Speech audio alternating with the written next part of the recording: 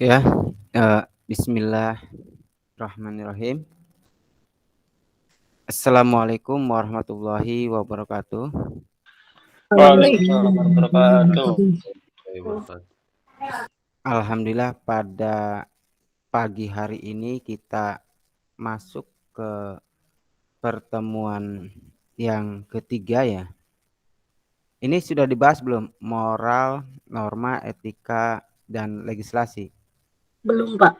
Belum, Pak. Belum. Ya, ini pertemuan ketiga idealnya karena saya sudah memasukkan materi ini di e-learning. Sudah kebaca ya? Iya, Pak. Oke. Kalau sudah kebaca nanti saya ingin membahasnya sedikit ya. Kemudian baru masuk pada pertemuan yang ketiganya keempatnya itu ya. Jadi biar cepat karena kan nanti Anda baca kemudian saya membahas ini. Kalau pernah dilihat kan berarti nanti ada korelasinya ya. Kita hanya penegasan.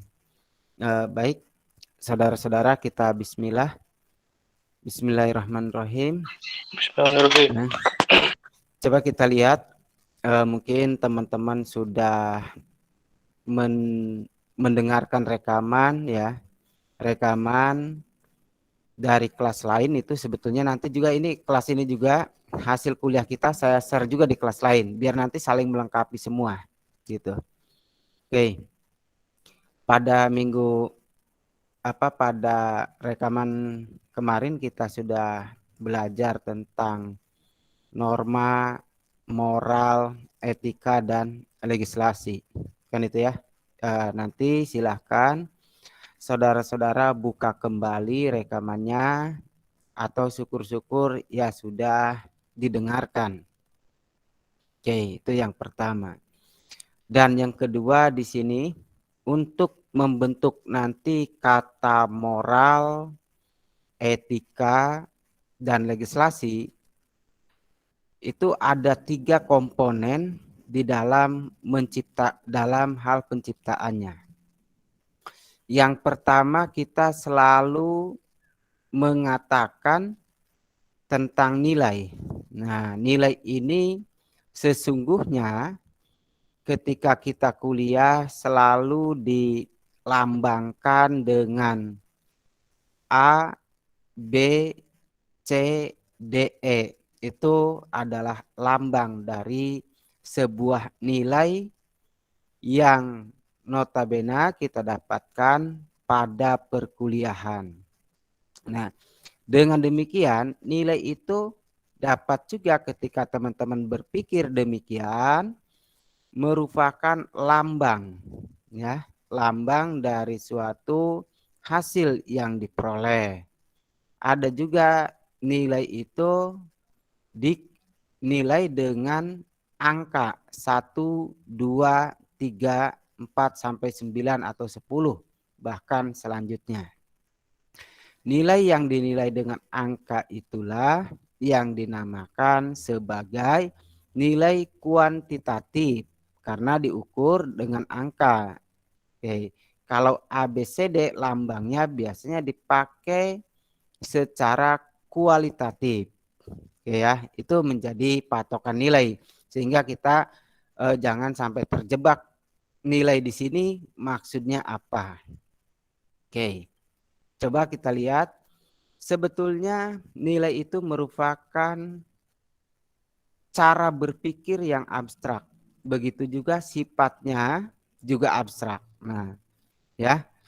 Jadi ketika seseorang memiliki nilai itu secara kuantitatif maupun kualitatif, pada dasarnya nilai sendiri tidak dapat digambarkan seperti itu. Nah, jadi kalau nanti teman-teman ada yang nilainya bagus, nilainya jelek, ya itu jangan saling menghakimi satu sama lain. Karena pada dasarnya itu hanya dari sudut pandang kualitatif. Sementara nilai itu ada sebagai gambaran abstrak yang dimiliki oleh seseorang yang dapat diungkapkan dari cara dia berbuat, cara dia bertutur kata, ataupun dilihat dari pemikiran-pemikirannya. Nah, kita untuk menilai seorang juga harus memperhatikan itu. Baru keluar nilai yang namanya tadi, apakah nanti menggunakan penilaian secara kuantitatif ataupun kualitatif. Oke. Dari nilai-nilai yang ada di dalam pemikiran kita, misalkan nilai tentang baik, tentang buruk, itu kan ada di dalam pemikiran kita ya. Nanti agak berbeda dengan moral. Jadi nilai itu ada di dalam pemikiran yang abstrak. Baik buruknya seseorang itu ada di dalam pemikiran kita. Nah, kemudian dari nilai ini akan diwujudkan dalam bentuk norma. Nah, kemarin sudah kita di rekaman sudah disampaikan apa itu norma, tinggal nanti dilihat kembali apa sih norma itu. Oke. Tetapi setidaknya ketika berbicara tentang norma ada 4 catatan, yakni norma kesusilaan, norma kesopanan, norma agama, dan norma hukum. Nah, dari keempat norma ini yang memiliki aturannya lebih real ya, real di masyarakat, yaitu norma hukum. Karena norma hukum ketika berbicara waktu dan tempat secara normatifnya itu harus sesuai. Agak berbeda dengan ketiga norma, kesusilaan ya, kesopanan, kemudian norma agama tidak memiliki alat pemaksa. Nah, ini perbedaannya ya. Kalau norma hukum itu barang siapa mencuri. Nah, itu kan barang siapa mengambil barang orang lain. Nah, barang siapa mengambil barang orang lain, itulah yang dinamakan norma yang menuju pada subjeknya. Mengambil barang orang lain dengan maksud untuk memiliki. Nah, ada maksud. Nah, ini maksud ini adalah perbuatannya untuk memiliki itu. Akan dikenakan sanksi. Sanksi inilah yang merupakan pembeda. Karena walaupun nanti norma agama tidak boleh mencuri, nanti masuk ini kan nanti akan kita lihat perbedaannya dari kesopanan, kesusilaan dengan agama itu sendiri. Agak berbeda dengan ketiga norma ya, mengambil barang orang lain untuk memiliki ini harus ada lembaga penegakannya. Apa itu lembaga penegaknya? Yaitu adanya lembaga di bidang hukum. Misalkan ada hakim, ada jaksa, ada polisi, dan ada pengacara. Nah, ini ya kan sifatnya memaksa. Kemudian mungkin ada lagi Mas Denan, Mas Iko, Mbak Tania, Mbak Indri ya, Mas Agung, kemudian Mas Radianto dan Mbak Puput ketika Pak, bukankah norma agama juga terkesan memaksa? Ya. Ya. Ya, bagi mereka yang memeluknya. Tetapi misalkan gini, ketika seseorang tidak melaksanakan zakat, misalkan zakat fitrah itu wajib atau sholat itu wajib. Apakah ketika seorang itu tidak menunaikan kewajiban, kemudian dihukum? Nah, ini realnya. Nah, itu apakah bisa dihukum? Misalkan saya tidak ikut Jumatan, apakah saya dihukum? Nah, kan gitu. Apakah ketika saya tidak sholat zuhur, apakah saya dihukum? Dan bisa dipaksa, ada nggak lembaga pemaksanya? Nah, maksudnya gitu ya, bukan dalam kategori, wah ini berbeda sekali ternyata ya.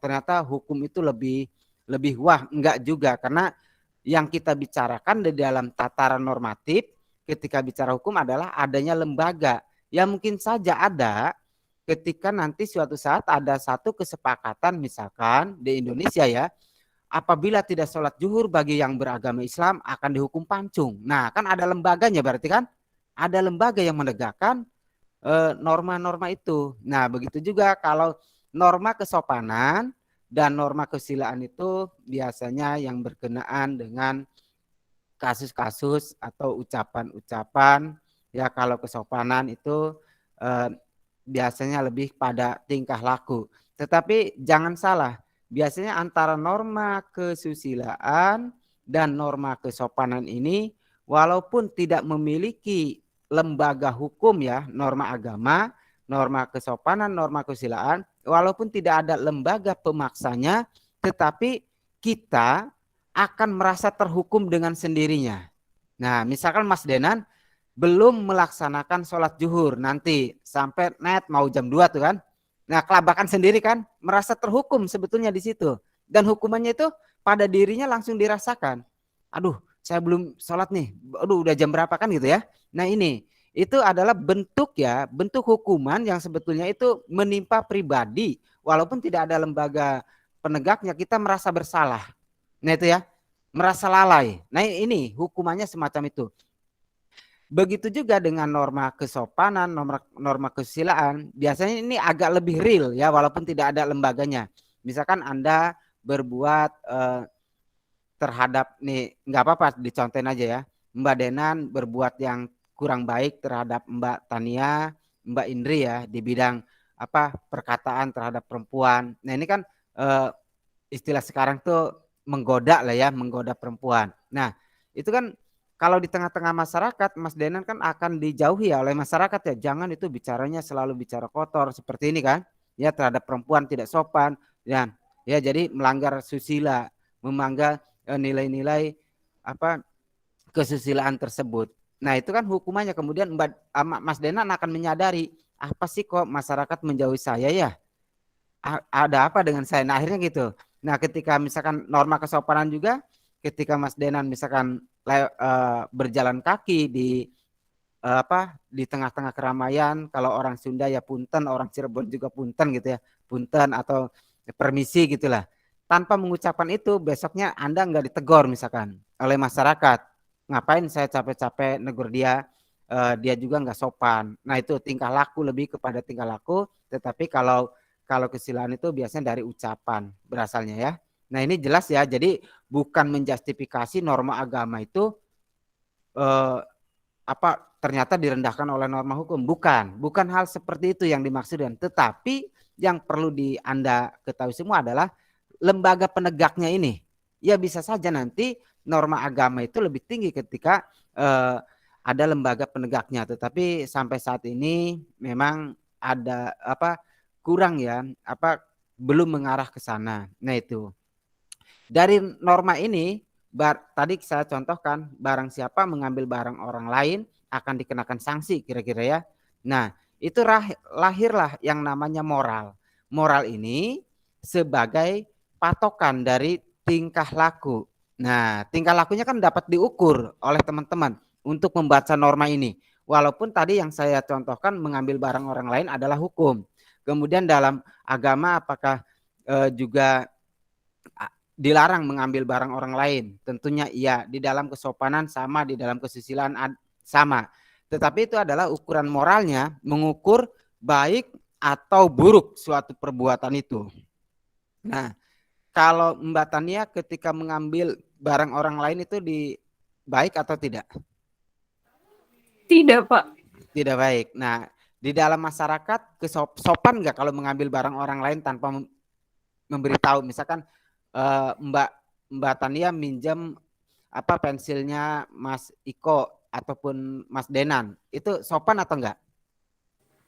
Tidak, Pak. Nah, itu kan mengambil barang orang lain kan. Nah, itu ya itu kan akan ada hukumannya setingkat. Kemudian apakah nanti Mas Iko akan marah-marah, Mas Denan akan marah-marah terhadap Mbak Tania ya. Nah, disinilah letak bahwa dari norma-norma ini kenapa lahir ya, keempat norma ini nanti untuk mengukur ya moralnya di mana. Jadi baik enggak sih kalau mengambil atau meminjam barang orang lain itu tanpa bilang terlebih dahulu, itu masuknya ke kesopanan atau kesusilaan ya, ataupun bagaimana dari norma agama.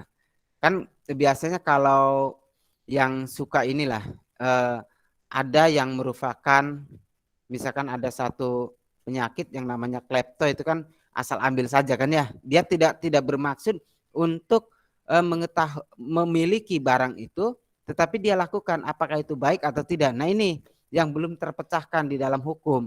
Karena misalkan ada Mbak Puput di sini mengambil pensilnya Mbak Tania, ya, mengambil saja. Itu tidak ada maksud bahwa dia itu ingin memiliki, tetapi karena Mbak Puput punya satu kebiasaan klepto gitu ya, kemudian dikantongi saja. Kemudian di rumah itu baru sadar, misalkan ini kan punya siapa ya? Tiba-tiba kan bingung tuh.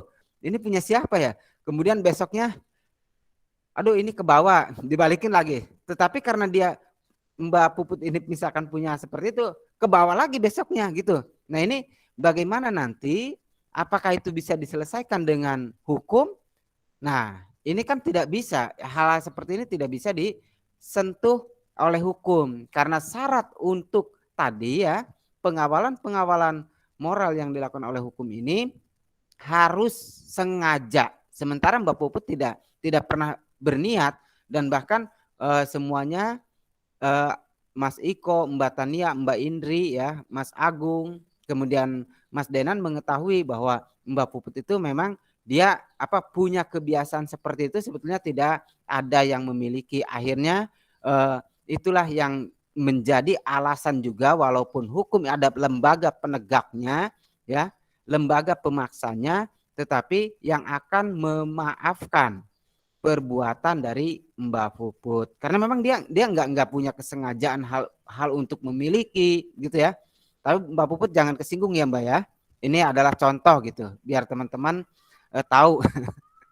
Ya tapi ya Mbak Puput. Iya Bapak. Iya ini kan kita ekspresikan di situ. Oke, sampai sini kita sebetulnya aplikasi dari norma pertemuan yang saya sampaikan tentang arti norma, moral, etika itu bermuara di sini. Ada yang akan didiskusikan sebelum nanti kita lanjut dari breakdown ke profesional, profesionalisme dan profesionalitas dan profesionalisme. Mangga nanti kita lanjutkan ke arah situ. Mangga ada yang akan didiskusikan atau cukup jelas atau bingung? Kalau Iko pribadi sih cukup jelas Pak untuk materi kali ini. Iya. Oke, yang lain? Cukup Pak, cukup jelas. Baik ya. Jelas, Pak. Nanti bisa dilengkapi dengan video, karena video yang sebelum ya di materi ini itu lebih menekankan kepada penggunaan kata dari norma, kemudian moral, etika dan legislasi. Nah nanti kan kalau di sini sebetulnya titik tekan atau substansi yang bisa kita pelajari. Oke, kalau demikian coba kita lihat per hari ini setelah kita bicara tadi norma ya, yang ingin saya sampaikan. Nah ini pertemuan yang ketiga kita coba membahas tentang profesi, profesional dan profesionalisme. Ketiga kata inilah yang kadang kita sering berdebat. Ya, profesinya apa? Apakah dia mengerjakan segala sesuatunya secara profesional atau tidak? Apakah dia menjalankan organisasinya profesional atau tidak? Nah, juga kita sering dihadapkan kepada makna yaitu profesionalisme. Dan tidak sedikit ya teman-teman mahasiswa, baik mahasiswa yang baru masuk, kemudian mahasiswa yang akan keluar, ataupun dosennya sendiri kadang terjebak pada kata profesi, profesional, dan profesionalisme. Kadang ada ketika kita ngobrol-ngobrol ada satu bayaran ya, biasanya kalau di ekonomi lebih enak, ada bayaran kalau di dalam Islam misalkan kalau ada yang kerja ya bayarlah sebelum keringatnya itu kering. Nah, misalkan Mas Iko ya menyuruh orang, kemudian dia mengerjakan tugasnya dan dibayarnya separohnya dengan alasan komplain misalkan dari Mas Iko, yaitu karena apa yang dia kerjakan tidak sesuai dengan harapan-harapan dari Mas Iko, kan gitu ya. Nah, ini kadang kita terjebak. Kemudian Mas Iko bicara pekerja itu tidak profesional. Nah, kemudian juga pekerja akan menilai bahwa Mas Iko juga tidak profesional. Nah, kan gitu ya, karena tidak sesuai dengan kesepakatan. Nah, ini kadang kita berdebat yang kemudian kita menjadi berantem dengan sesama teman kita sendiri ya, yang akhirnya merenggangkan kebaikan-kebaikan yang sudah lama kita bina. Oke. Coba kita lihat makna dari profesi. Bidang pekerjaan yang dilandasi dengan pendidikan. Nah, oke ya. Pendidikan atau keterampilan, kejujuran dan sebagainya. Oke, di bidang tertentu. Jadi kalau profesi ini dilandasi pendidikan, ya, pendidikan. Jadi misalkan gini, kenapa nanti saya dari awal bilang teman-teman adalah calon seorang ekonom? Karena teman-teman mendapatkan pendidikan di Fakultas Ekonomi dan ada yang namanya profesi ekonom. Nanti kita bahas. Nah, itu ya, profesi ekonom. Nah, patokannya nanti agak berbeda dengan pekerja. Kalau pekerja tuh seperti apa sih? Nah, jangan-jangan karena kita tahu bahwa kata profesi itu suatu pekerjaan ataupun bidang pekerjaan yang dilandasi oleh pendidikan. Pendidikan di sini adalah pendidikan formal, terutama ya, pendidikan formal. Seperti misalkan, Pak, pendidikan kan bisa dalam arti luas. Nah, Mas Denan misalkan dengan saya bilang bahwa saya itu seorang tukang beca, pengayuh beca. Kemudian Mas Denan juga sama pengayuh beca, dua-duanya dengan saya. Apakah itu profesi? Nah, kan itu pertanyaannya kan? Apakah itu profesi? Tetapi coba lihat sama-sama bahwa profesi itu harus dilandasi dengan pendidikan. Tidak serta-merta kalau tidak mempunyai pendidikan khusus itu kita dapat dikatakan memiliki profesi. Karena semua orang ya, semua orang itu bisa mengayuh beca pada dasarnya. Semua orang lah ya, semua orang. Tetapi tidak semua orang dapat menjadi ekonom. Ya, perempuan bisa asal dia berpendidikan serendah-rendahnya adalah sarjana ekonomi S1. Nah, itu ya. Nah, bagaimana nanti dengan tukang cangkul? Apakah itu pekerjaan atau pekerjaan biasa atau itu profesi? Oke. Nah, kalau tukang beca karena semua orang bisa melakukan, kemudian tidak perlu ada kursus khusus yang mengeluarkan sertifikat ahli beca, maka dia tidak apa? Tidak bisa dikatakan profesi. Nah, ya. Atau surat keterangan ini enggak ada lembaganya. Nah, Pak, bagaimana Pak dengan yang sekarang itu bidang olahraga? Bidang olahraga itu ada lembaga. Ya, nah itu nanti pendidikan itu agak luas sedikit. Ada lembaga bahwa si A menyatakan layak untuk sekian-sekian itu kan ada lembaganya ya. Nah itu. Nah ini jadi itu selain tadi pendidikan formal, pendidikan khusus sendiri dapat menciptakan satu profesi. Ya. Nah ini tapi kita harus lihat dulu. Kadang pas saya kursus menjahit dapat sertifikat. Nah, itu kan apakah ini merupakan profesi atau penjahit itu atau pekerjaan? Kalau menjahitnya itu pekerjaan. Yang profesinya adalah lebih pada desainernya, mendesainnya. Nah, itu profesinya. Ya, karena ketika seseorang misalkan saya tidak bisa menjahit, semuanya yuk latihan menjahit bareng-bareng bisa. Tetapi untuk mendesain itu harus ada pendidikan yang khusus ya. yang khusus dan itu lembaganya bisa mengeluarkan keahlian. Kan ada sekarang pendidikan desainer ya, S1 desainer. Nah gitu. Itu yang harus kita hati-hati. Jadi contoh di bidang profesi, misalkan di bidang hukum itu jaksa, hakim, pengacara, kesehatan. Nah, di bidang hukum itu ada hakim, ada jaksa, ada pengacara. Nah, kenapa hakim, jaksa, pengacara itu masuk dalam bidang profesional? Profesi? Karena untuk menempuh jabatan ini dia harus S1 sarjana hukum. Gitu ya. Jadi landasannya adalah pendidikan. Begitu juga dokter, bidan, kan harus sekolah di bidang kesehatan. Kalau enggak mungkin jadi dokter. Ya, misalkan Mas Iko adalah ahli di bidang penyakit jantung, tetapi enggak dilandasi oleh pendidikan kesehatan di bidang kedokteran, tidak mungkin Mas Iko itu berprofesi sebagai dokter. Nanti yang ada Mas Iko ketika menyembuhkan seseorang akan dibilang sebagai apa, Mas? Dukun. Nah, ini celaka ya, kita sering sekali terjebak pada hal itu.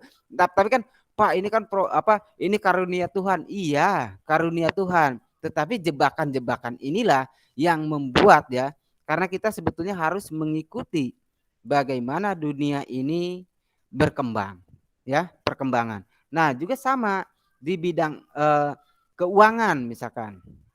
Kan ada profesi ekonomi, profesi angkutan. Apakah sarjana hukum bisa menjadi profesi ekonomi? Akan dipertanyakan, enggak mungkin, ya, enggak mungkin. Maka nanti lahir istilah profesionalisme. Kalau misalkan Anda memegang peran, ya, Mas Denan dan Mas Iko gantian menjadi profesinya di bidang hukum, saya profesinya di bidang ekonomi.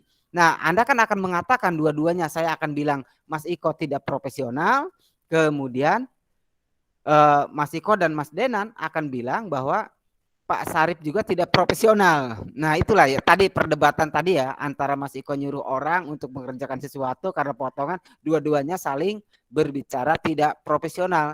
Padahal dua-duanya ya memang tidak profesional kan gitu ya. Nah, ini. Oke. Iya, karena dua-duanya salah tapi sama-sama ngotot gitu ya. Yang satu ngotot kepada tadi saya ngotot bahwa saya profesinya ekonomi padahal backgroundnya bukan. Mas Iko dan Mas Denan profesi background pendidikannya ekonomi mengaku profesinya hukum, kan kacau. Tadi juga sudah saya sampaikan Mas Iko menyuruh tukang untuk membenarkan kemudian dipotong ya, tukang bilang tidak profesional, Mas Iko bilang bahwa tukangnya juga tidak profesional, tidak sesuai dengan pesanan. Nah, ini maka mari kita lihat sebetulnya apa sih perdebatan ketika berbicara profesional.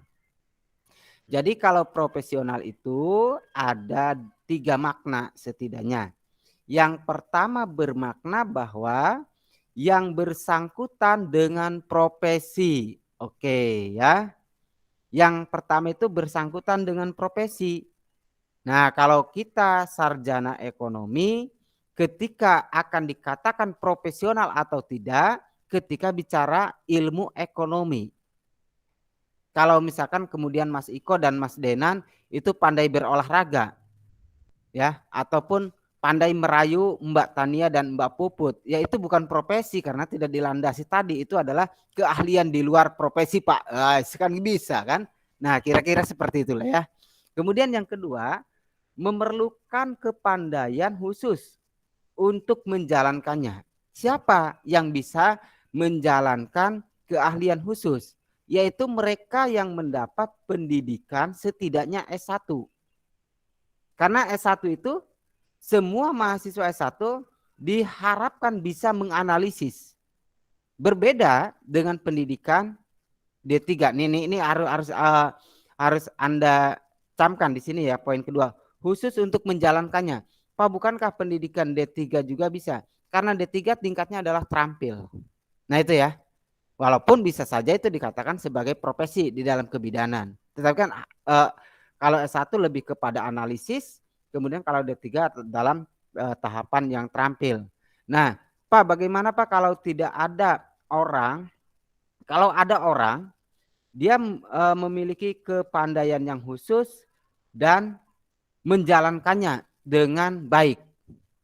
Kepandaian khusus dan menjalankannya dengan baik. Apakah dia bisa dikatakan memiliki profesi? Itulah yang dinamakan sebagai tukang. Nah ya, tukang. Karena dia kan misalkan tukang gorengan. Kepandaiannya kan khusus ya untuk membuat gorengan dan dia menjalankannya. Nah, maka jebakan hari ini pendidikan di Indonesia dinilai tidak profesional karena memang diarahkan untuk pembentukan tukang. Nah, kalau di ekonomi misalkan ada rame-rame pembukaan lowongan kerja, kemudian muncul undang-undang cipta kerja yang akan membuka lowongan kerja bagi teman-teman sarjana. Apakah mindset sarjana itu untuk menjadi tukang? Nah, ini akan hilang nanti nilai profesionalnya. Nah, ini ya jebakan di pendidikan tinggi di Indonesia. Kemudian makna yang ketiga mengharuskan adanya pembayaran untuk melakukan. Nah, ya. Nah, adanya pembayaran yang sesuai. Kalau saya misalkan ya saya mengerjakan tugas angkutan sementara atau tugas-tugas ekonomi sementara saya bukan background ekonomi. Jangan Anda memberi bayaran yang tinggi. Kalau enggak, nanti ketika ada masalah, itu masalah juga terhadap perusahaan karena saya bukan backgroundnya ya ekonomi. Kecuali Mas Denan dan Mas Iko sama-sama mengerjakan ekonomi dengan saya, ya kan? Tetapi tentunya karena Anda mempunyai background pendidikan profesi yang di bidang ekonomi, maka Anda berhak menerima yang lebih tinggi dibandingkan dengan saya. Karena saya tidak punya pemahaman itu. Saya hanya mendapatkan dari praktek saja. Ya, dari praktek. Jadi ketika saya disuruh menganalisis, itu pasti ada pontang-pantingnya. Nah ini, profesi itu di situ. Jadi dapat menganalisis. Oke ya. Paham sampai sini? Paham, Pak. Oke, jadi makna lainnya seseorang yang berkompeten di suatu profesi tertentu dapat dikatakan profesional. Oke ya. Nah, tapi dengan dilandasi dengan pendidikan keahliannya. Oke, dan pendidikan keahlian ini harus diselenggarakan oleh lembaga tertentu dan memiliki kriteria tertentu. Oke. Walau demikian, istilah profesional juga digunakan untuk aktivitas yang menerima bayaran. Oke. Sebagai lawan dari amatir. Nah, ini baru ketemu. Kalau ada pemain sepak bola itu bagus, itu dapat dia konsen, dia mainnya bagus, dia berhak mendapat bayaran yang lebih tinggi ya dibandingkan dengan para pemain biasa. Jadi ada satu ya, kalau yang tadi 1 2 3 itu adalah makna ya, makna yang harus dilakukan, tetapi sekarang di dunia modern ada istilah yang masuk ya di arena profesional itu yaitu suatu aktivitas yang menerima bayaran. Oke, nah biasanya banyak digunakan di bidang olahraga kan profesional ini. Ya kayak tinju profesional, berarti dia mendapat bayaran sesuai dengan keahliannya. Kalau demikian kita makna profesional itu ada yang memang dibentuk dari lembaga pendidikan, ya profesi, kalau profesi dibentuk dari lembaga pendidikan, tetapi makna profesional ternyata tidak selamanya dapat dibentuk dari lembaga pendidikan. Paham nggak? Misalkan Mas Denan ini kayaknya badannya gede, tiba-tiba jadi petinju hebat. Itu kan bakat alami yang kemudian Anda menekuni profesi itu dengan mendapat bayaran tanding tinju dengan bayaran yang mahal. Itulah namanya profesional karena Anda menekuni yang menjadi karunia Allah terhadap Anda gitu ya, dan Anda menekuni dan Anda bisa mengembangkan. Itu kan bakat alam ya. Karena kenapa itu disebut bakat alam? Karena tidak semua orang bisa menjadi petinju profesional. Walaupun latihan-latihan ya tetap kalau memang tidak berbakat tidak bisa. Nah itu ya, jadi agak berbeda ketika bicara profesi itu selalu dilandasi dengan pendidikan formal. Sementara kalau profesional ada dua, ada yang memang dia berasal dari pendidikan formal dan dia menjalankan kerjanya itu disesuai dengan pendidikannya sehingga dia menciptakan satu profesional. Ada juga yang memang karena dia bakat alami, kebanyakan di bidang olahraga ataupun di bidang seni lukis, biasanya bakat alami seperti itu ya. Nah, dia mengembangkan, kemudian dia bisa memiliki nilai tersendiri karena tadi pertemuan yang kedua kita bicara nilai yang abstrak itu ya. Dia menerima bayaran yang sangat luar biasa, itu juga profesional.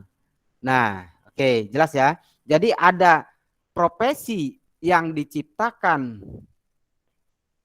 profesi yang menuju profesional dari pendidikan tadi, dari profesi menuju profesional. Ada profesional yang menciptakan profesi. Tinju itu ketika Mas Denan itu kuat, kan profesional yang menciptakan profesi bagi Mas Denan sebagai petinju. Nah, gitu alurnya. Oke ya, bisa ngikuti. Oke, kita di sini baru coba kita lihat istilah yang ketiga ketika berbicara profesional. Profesionalisme. Ada kata isme. Biasanya kalau teman-teman menemukan kata isme di belakang ada nasionalisme, komunisme, itu biasanya lebih kepada ideologi, ya. Nah, coba kita lihat bahwa kata terakhirnya dulu yaitu kata isme. Ismos, Yunani, Latin ismus, Prancis ya, itu isme, Inggris ism. Akhiran ini menandakan suatu paham. Nah, jadi kan paham itu identik dengan ideologi yang ide atau gagasan atau ajaran atau kepercayaan. Itu isme. Jadi ada Islamisme. Nah, Islamisme itu paham-paham atau ideologi yang berbau Islam. Ada Hinduisme, Buddhisme. Ya, nah itu. Nah, itu adalah paham sebetulnya. Ada juga beberapa agama yang bersumber kepada kepercayaan leluhur, misalkan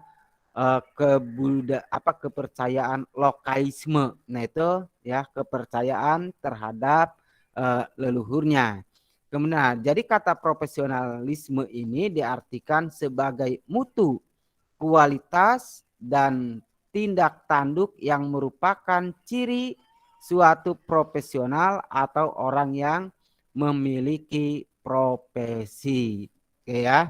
Jadi jangan salah ketika profesionalisme itu adalah satu ide, satu ideologi ataupun satu pemahaman, satu paham bahwa orang itu dapat dikatakan memiliki paham profesionalisme kalau dia dari profesi menjadi seorang yang profesional atau dari profesional karena bakat alam kemudian menjadikannya profesi dan dia berpegang teguh kepada dunia dua kata tadi yaitu profesi dan profesional atau profesional dan profesi. Itulah seorang itu memegang aturan-aturan dan dia dikategorikan sebagai profesionalisme. Nah, ada juga kalau pahamnya agak melenceng bagaimana?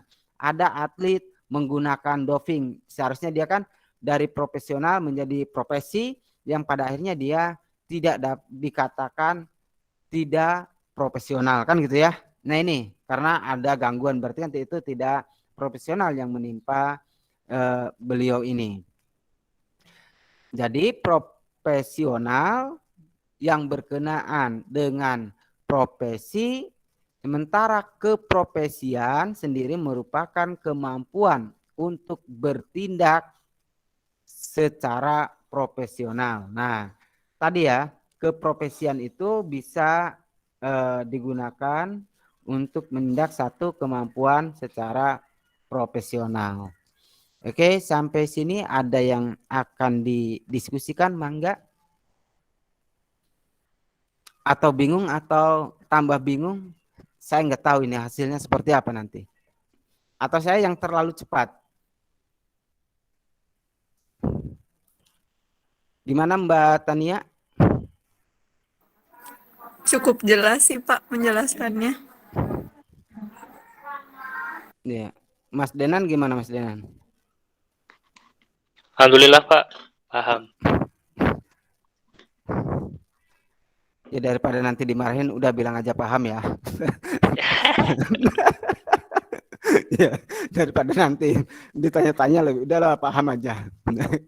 Enggak, maksudnya ini biar kita kan jalan itu ya jangan apa langkah kita jangan terlalu lebar. Buat apa langkah kita terlalu lebar nanti justru kita keblusuk atau apalah bahasa Cirebonnya. Ya kita sedikit-sedikit saja kalau belajar. Kalau terlalu banyak nanti teman-teman juga pusing kan. Nah itu jadi kalau tidak ada apa tidak paham ya mangga didiskusikan karena saya kalau ngajar memang tipikalnya seperti ini. Kadang ada yang bilang, Pak Bapak kalau ngajar kecepatan gitu ya. Kecepatan, ada juga bilang, Pak Bapak kalau ngajar terlalu lambat. Nah, saya bingung juga yang sedang-sedang itu yang seperti apa sih? Karena ada yang bilang saya terlalu cepat, ada bilang saya juga terlalu lambat. Nah, ini saya sedang mencari makna sedangnya dalam versi yang bisa diterima itu seperti apa. Nah, ini yang belum saya temukan ya. Mudah-mudahan itu bisa memotivasi kita semua. Apakah saya ingin tanya juga di kelas ini? Karena ada yang bilang terlalu cepat, ada yang bilang terlalu lambat. Kalau saya kecepatan nggak? Kalau menurut Iko ya Pak, Iya. Iko lihat dari sudut pandang Iko, cara ngajar Bapak itu sedang Pak. Jadi tidak terlalu cepat, tidak juga terlalu lambat. Tapi secara apa penjelasannya itu mudah dimengerti gitu Pak. Gitu. Kalau menurut Iko pribadi. Iya. Kalau yang lain gimana? Tenang aja, nggak ada hubungannya dengan nilai.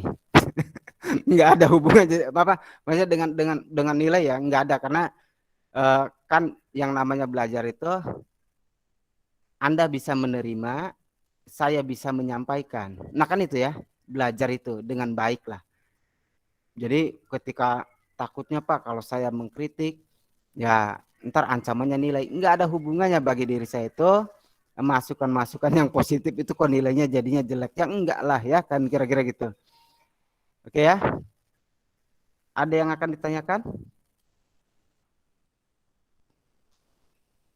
Nah, ini kira-kira gambaran dari profesionalitas itu tercermin dari yang ingin saya katakan ya, tercermin dari apa ya namanya? Identitas. Identitas seseorang yang Anda bisa melihat di sini nggak tahu tuh bentuknya apa ya, banyak banget. Ini juga saya dapat ngambil dari Google gambar ini. Mungkin ada perawat, ada dokter, tuh ya, ada tukang bisnis, ada tukang arsitek, ada yang pegang palu, ada yang bawa makanan. Nah itu ya berbagai inilah ketika Anda melihat gambar-gambar ini yang menggambarkan mereka punya profesi masing-masing gitu ya. Alam pikiran kita terbangun baik sadar maupun tidak sadar, itulah bentuk profesi ya. Ada hakim, misalkan ada dokter. Nah, kalau biasanya kalau akuntan tuh bawa tas kemudian pakai dasi biar keren. Nah, ini ada gitu kan. Ya, yang abu-abu itu coba Anda gambarkan kalau orang pegang palu itu akan berbicara oh itu hakim. Kan gitu Mas Iko ya? Iya Pak, Nah, benar. kalau akuntan itu pakai dasi, pakai jas, pakaiannya rapi, bawa tas. Nah, kan gitu ya. Itu biasanya rata-rata yang digunakan. Nah, Anda bisa menebak bahwa itu adalah seorang ekonom biasanya. Ya, nah ini. Ada juga yang berpakaian yang lain-lain Anda bisa menebak ya. Walaupun mungkin tebakannya berbeda, tetapi ini akan memberi Anda sendiri sadar atau tidak sadar berkaitan dengan profesi mereka masing-masing. Kemudian ketika misalkan seorang hakim nanti ngetuk palunya salah, yang seharusnya itu diketuk 5 tahun, ya diketuknya misalkan 1 tahun. Anda kan akan bicara bahwa hakim tersebut tidak profesional. Nah itu ya, jadi tidak profesional. Nah ini, jadi profesionalitas itu adalah berbagai macam profesi yang saling berhubungan. Nah, itu, jadi akan membentuk satu kepribadian dari seorang pemegang profesi itu sendiri. Nah, itu ya. Jadi sifat kalau profesional itu adalah orang yang menjalankan profesi, tapi kalau profesionalitas adalah sifat dari orang-orang inilah dalam menjalankan profesinya. Oke, itu ya gambarannya.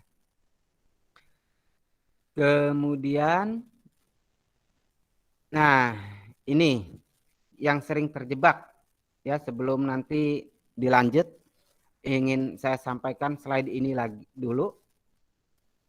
Kita sering mengenal istilah profesional itu bukan tukang atau bukan pegawai. Kenapa hal ini terjadi? Coba kita kaji kata tukang itu. Orang yang mempunyai kepandaian dalam suatu pekerjaan tangan atau dengan alat atau bahan tertentu. Nah, itu kan ada yang namanya tukang tembok. Berarti dia punya kemampuan oleh tangannya, ya, kemampuan, kepandaian untuk menembok oleh kedua tangannya. Ini disebut sebagai tukang. Tapi kan berbeda ketika ada IR ya, ada gelar IR. Nah, gelar IR ini atau insinyur, kadang juga insinyur bangunan tidak bisa nembok. Banyak sekali. Tetapi dia bisa menganalisis bagaimana ketebalan tembok, ya walaupun tidak sepandai tukang menurut saya, bagaimana kepandaian kekerasan ataupun kebagusan dari sebuah tembok yang dihasilkan itu bisa diukur oleh yang insinyur tadi, insinyur bangunan. Itu karena dia memang profesinya adalah seperti itu. Jadi yang namanya profesi bukan berarti bahwa kita insinyur, kita bisa nembok. Enggak. Kadang kan orang di masyarakat itu, apa insinyur bangunan, bisa nembok enggak? Nah kalau masa kalah sih oleh bapaknya tukang tembok kan kadang gitu ya. Ya berbeda kalau itu adalah mereka yang namanya tukang yang belajar dari alam, belajar dari pergaulan, yang kemudian dia menjadi ahli di bidangnya gitu ya. Kemudian karena sebutannya juga kan ada tukang batu, tukang besi, tukang kayu. Nah ini, jadi orang yang tukang motong kayu ya disebut tukang potong kayu. Nah ini karena dia punya keahlian di bidang itu. Tetapi keahliannya apakah didapatkan bagaimana dia memotong? Karena dia yang penting ada alat, dia tenaganya kuat, dia punya keahlian dan punya keseimbangan. Itu ya. Nah yang kedua orang yang pekerjaannya membuat atau menjual, memperbaiki dan sebagainya. Atau segala sesuatu tertentu seperti tukang daging. Ya, nah ini. Jadi itu adalah tukang, istilah tukang. Yang ketiga adalah orang yang pekerjaannya melakukan sesuatu secara tetap. Tukang pangkas rambut kan tukang. Apakah ada orang yang pangkas rambut itu profesional? Bisa. Tadi kan hasilnya dari apa yang dia tekuni, kemudian dia bisa menerima bayar yang tinggi dan dia menjalankan profesinya. Nah, tinggal dibalikkan ya. Misalkan anak-anak kita suka main bola. Kemudian suatu saat anak kita menjadi ahli main bola dan dengan bayaran. Itu kan dibentuk dari profesional menjadi sebuah profesi. Nah, tukang rambut juga seperti itu. Jadi itu cara melihatnya. Kemudian, nah ini perbedaan dengan pegawai. Orang yang bekerja pada pemerintah, itu ada pengertian yang pertama. Kemudian yang kedua, orang yang bekerja pada kerajaan. Nah, kerajaan misalkan ada yang jadi bodyguard. Kenapa saya menggunakan kata kerajaan tidak perusahaan? Biasanya akan dilihat. Kalau saya Sarip ini misalkan tidak cocok kalau kerjanya menjadi bodyguard. Yang lebih cocok ini ya Mas Denan yang badannya agak gede kan gitu ya. Jadilah bodyguard. Mas Iko dengan saya kemungkinan tidak cocok Mas Iko ya kalau jadi bodyguard. Cocok nggak Mas? Nggak cocok. Enggak, Pak, nggak cocok. Iya, nah iya karena kalau bodyguard kan harus badannya gede. Kalau nanti saya dengan Mas Iko jadi bodyguard, kira-kira kan eh, tidak bisa mengawal dengan baik. Nah, tidak bisa nakut-nakutin orang lah ya, yang akan mengganggu. Nah, makanya Mbak, kalau Mbak ingin dilindungi, carilah pasangan, carilah pacar yang berbadan besar gitu, biar merasa terlindungi. Ya, ini dari konsep yang kedua loh ya. Tapi jadikan dia pegawai karena konsepnya kan pegawai. Nah, itu ya. Itu. Yang ketiga, orang atau sekelompok orang yang bekerja sama membantu seorang direktur, itu pekerja. Ya. Kalau kita hari ini magang-magang itu ya magang adalah pekerja karena kan kita membantu. Nah, jadi jangan salah paham. Misalkan waktu ketika kita magang ya kita sebetulnya pekerja karena yang namanya pegawai tidak harus memiliki kemampuan yang luar biasa karena dia bukan merupakan profesional. Karena seperti pekerjaan mindah-mindah barang semua orang bisa melakukan kan gitu ya, kecuali orang yang sedang sakit. Oke, itu perbedaan tukang dengan pegawai. Jadi kalau pegawai intinya itu mengabdi pada orang lain. Coba lihat dari sini, benar nggak? Kepada negara itu pegawai loh. Kepada pemerintah, kepada raja, kepada majikan itu pegawai. Kepada ketua itu bawahnya adalah pegawai. Itu jadi mereka yang bekerja kepada seseorang ataupun badan hukum atau pemerintah atau perusahaan yang mendapat imbalan. Oke, itulah pegawai. Kalau tukang, coba kita tadi contohnya tukang masak, tukang arloji, tukang kayu, kemudian tukang batu. Berarti dia menerima bayarannya itu sesuai dengan keahliannya. Nah, dan dia sifatnya tukang ini lebih independen. Tidak mau diatur. Coba. Kalau tukang karena dia sudah bernuansa alamiah, tukang itu ketika tukang batu, Anda tidak bisa ngatur-ngatur tukang batu. Ya, misalkan Pak gini Pak, masangnya gini Pak, gini. Karena mereka berdasarkan pengalaman itu lebih independen. Dan bayarannya antara pegawai dengan tukang ini biasanya tinggi tukang. Karena tukang ini sedikit lebih tinggi menuju kata profesi. Yang menuju kata profesional. Karena kalau dia sudah dikatakan misalkan sebagai tukang batu, saya yakin dengan kalau dia bekerja memecahkan batu itu bayarannya lebih mahal dibandingkan dengan pekerja. Karena tukang batu hari ini tuh per hari bisa 300.000. Nah itu ya, kerja sehari loh. Kita kalah loh ya, kadang oleh tukang batu. Nah kalau profesional berarti tadi profesi itu lebih ditingkatkan lagi, yaitu dilandasi dengan ijazah dan dia menjadi independen sendiri. Kalau tukang independen, tetapi dia tidak memiliki satu yang namanya pendidikan yang mendukung atau menunjang profesinya. Tetapi ketika tukang bisa menjadi satu profesi, ketika dia sudah mencapai puncaknya.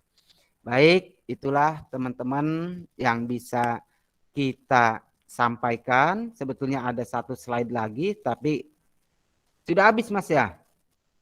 Nah ini, profesi di bidang ekonomi. Ya, maksudnya ini kan nanti besok kita sambung saja gitu ya. Terakhir kan ini, diingat-ingat slide-nya ini loh.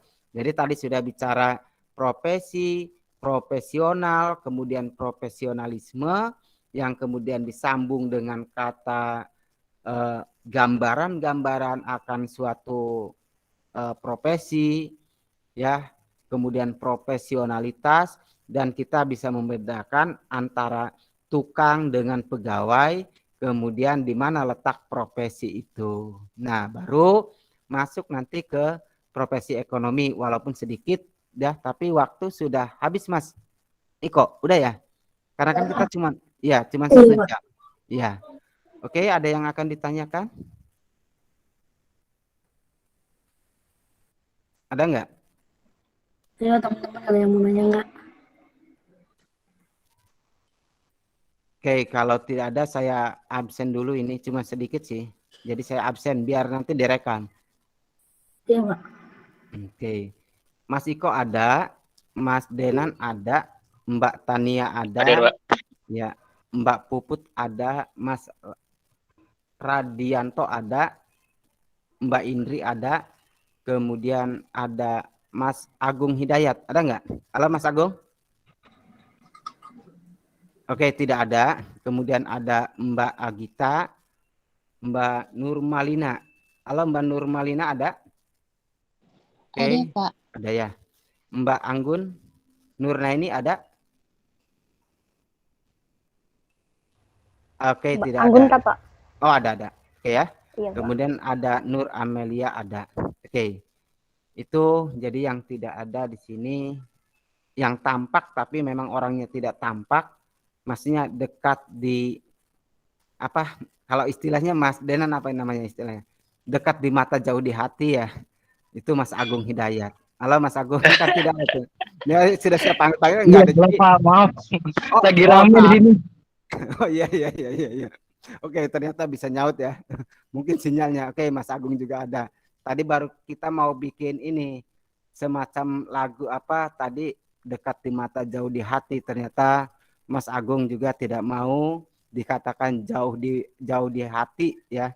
Tetapi ya dekat di mata ya dekat juga pala di hatinya. Saya datang gitu. Oke. Terima kasih ya semuanya. Semoga mata kuliah hari ini bermanfaat untuk kita semua dan saya akhiri. Wassalamualaikum warahmatullahi wabarakatuh. Waalaikumsalam. Waalaikumsalam Warahmatullahi wabarakatuh. Terima kasih Pak. Terima kasih, Ya, Pak. Terima kasih, Pak. Terima kasih, ya, Pak. ya.